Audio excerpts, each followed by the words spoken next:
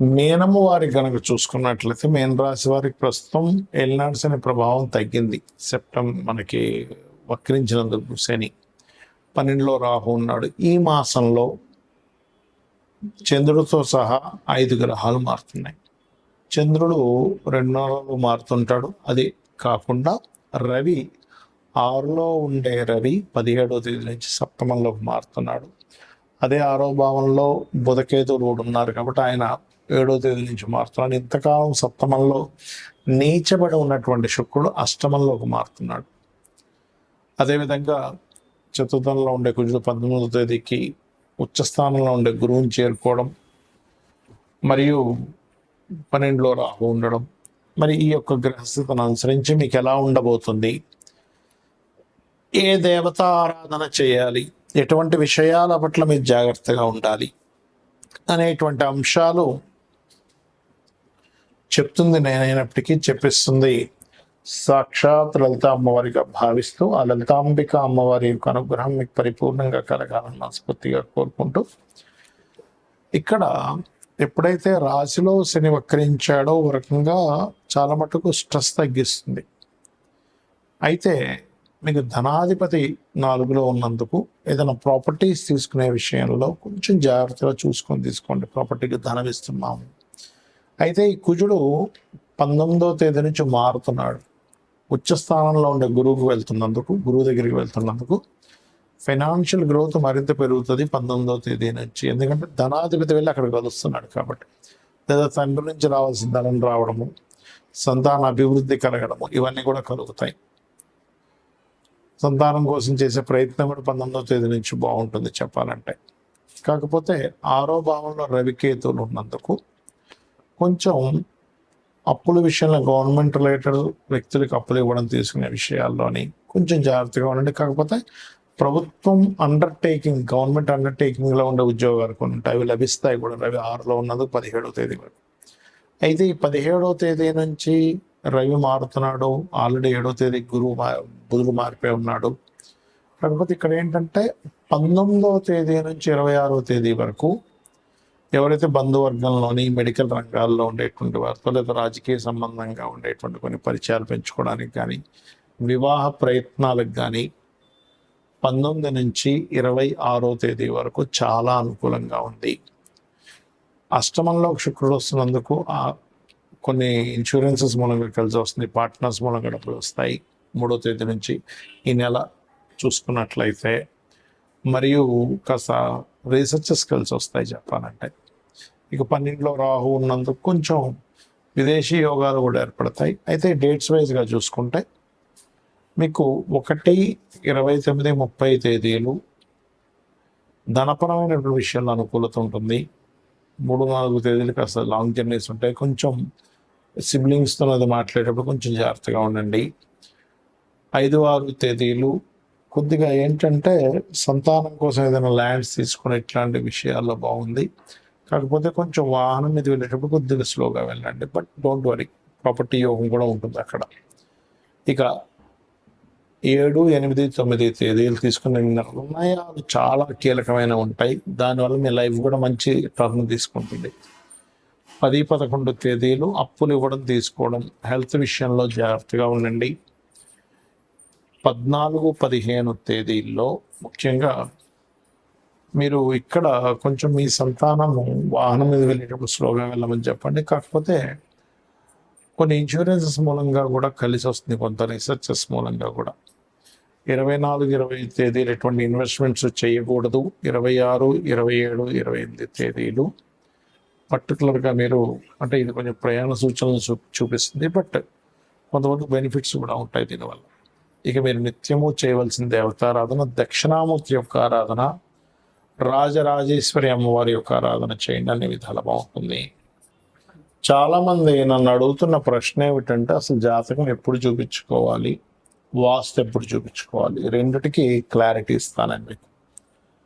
జాతకం పుట్టగానే చూపిస్తారండి. చాలామంది ఏంటంటే 12 ఏళ్ళ వరకు చూపించకూడదు, 8 ఏళ్ళ వరకు చూపించకూడదు అంటారు. ఎందుకంటే అది బాలారిష్టాలు ఉంటే చూసిన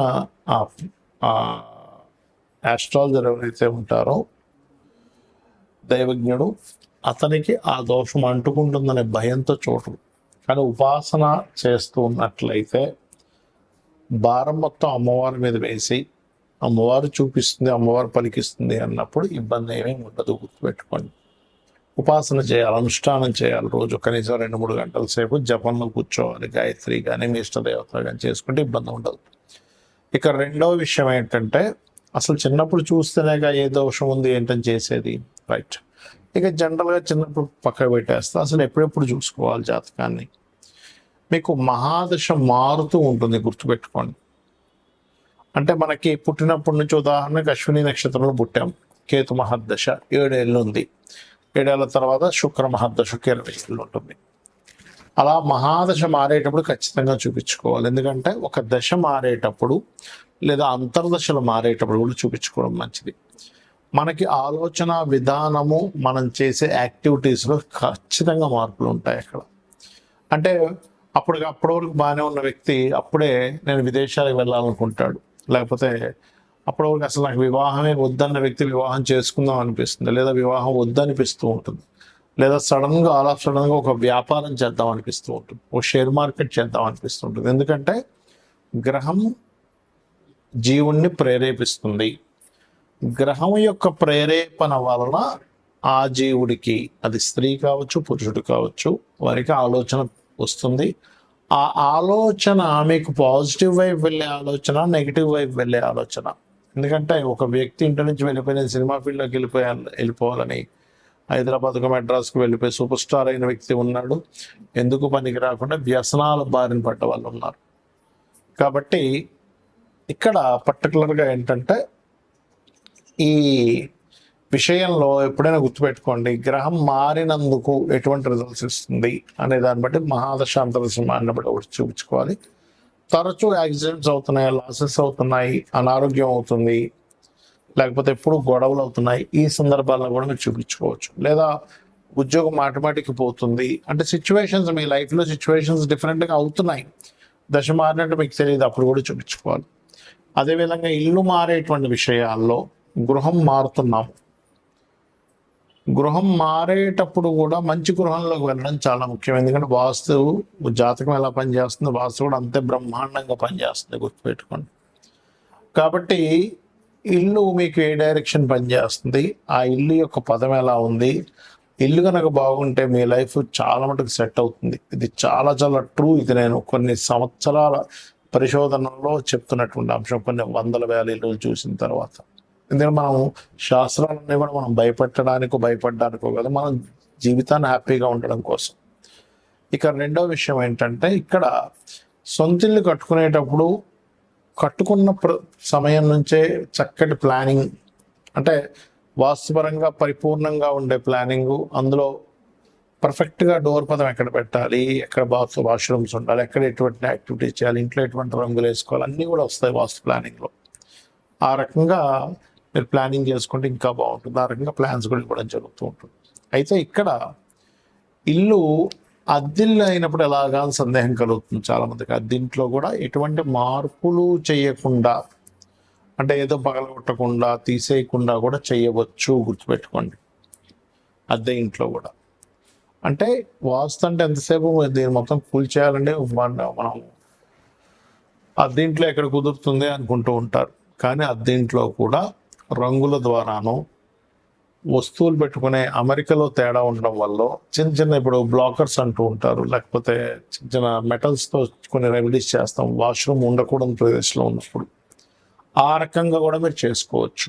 అయితే ఇవన్నీ నాకు తెలియవండి, నాకు జాతకం లేదు. సరే, వాస్తు అంటే మనం వాస్తు చూస్తాం, జాతకం లేదు, అప్పుడు ఏం చేయాలి? నిత్యము దీపారాధన అలవాటు చేసుకోండి, ఉదయం సాయంత్రం. నిత్యము మీ ఇంటి దగ్గర లేదని ఆలయం ఉన్నట్లయితే వెళ్ళండి. మీకు జాతకంలో ఎటువంటి మహాదశ నడుస్తున్నా, ఎటువంటి అంతర్దశ నడుస్తున్నా ఖచ్చితంగా బాగుంటుంది.